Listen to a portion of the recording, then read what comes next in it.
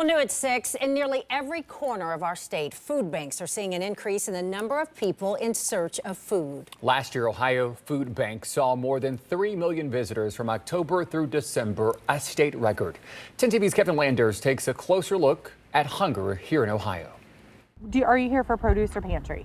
If you're looking for heroes Hey, Mike. in Ohio's war against hunger, Like 4 in the house, look no further 2 in the house. than the Mount Sterling Community Food Bank.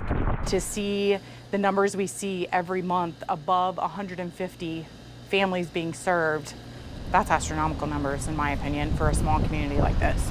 Here, the people waiting in their cars for food. If it wasn't for this pantry, what would it be like for you? Terrible. Isn't getting shorter, it's getting longer every week. Is it to the point where you would not be able to have food on the table? It's getting close. There are so many people in need of food. Would you go without if this pantry wasn't here? I probably would. The pantry will soon triple in size to meet the demand. It's a blessing that we can help anybody in need. Are you surprised at how many people come? No, we get more all the time. Megan Barker-Whitteman runs the pantry. We were already up 187 visits in February. Like most food pantries in Ohio, they live in a world of uncertainty. Some crackers, some goldfish. They have no idea until the day the food arrives what food they'll get.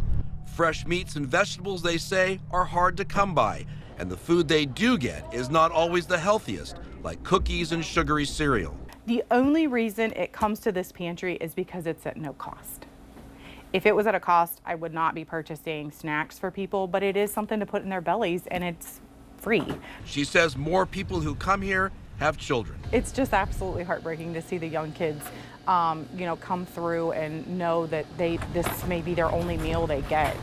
Hunger is a statewide problem. According to Feeding America, Ohio is seeing more visits to food pantries like this than any time in its history. Inflation, higher property taxes, higher utility bills, and higher rents are all contributing to shrinking the family budget. When you're on low income and your rent keeps going up more and more in the apartments, it's hard.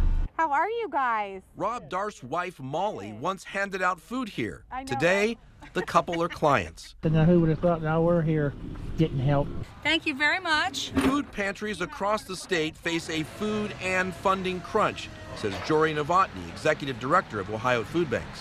The pressure on household budgets has grown unsustainable. And there is pressure on lawmakers in Washington to approve a new farm bill. We don't have any permanent promise or fix right now without a permanent farm bill. Instead, the 2018 farm bill was extended a year, which doesn't account for rising food costs. In 2022, Ohio lawmakers approved $40 million in American Rescue Plan dollars to prop up food banks. The $40 million has all been expended, and we are staring down a new fiscal year without that significant amount of resources that helped keep us afloat.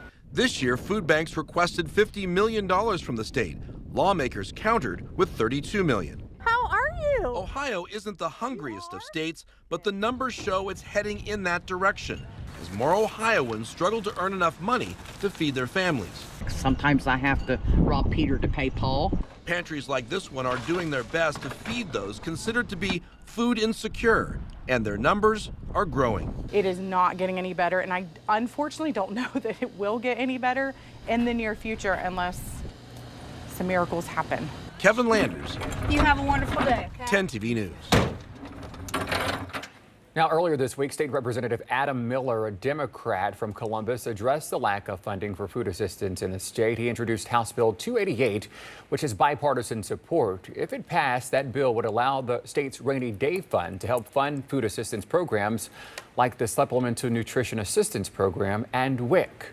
With the loss of the farm bill, and we're still waiting on a farm bill to pass, and we have nothing from D.C., this will provide the administration with the authority to pull dollars in from the Budget Stabilization Fund to support needy families.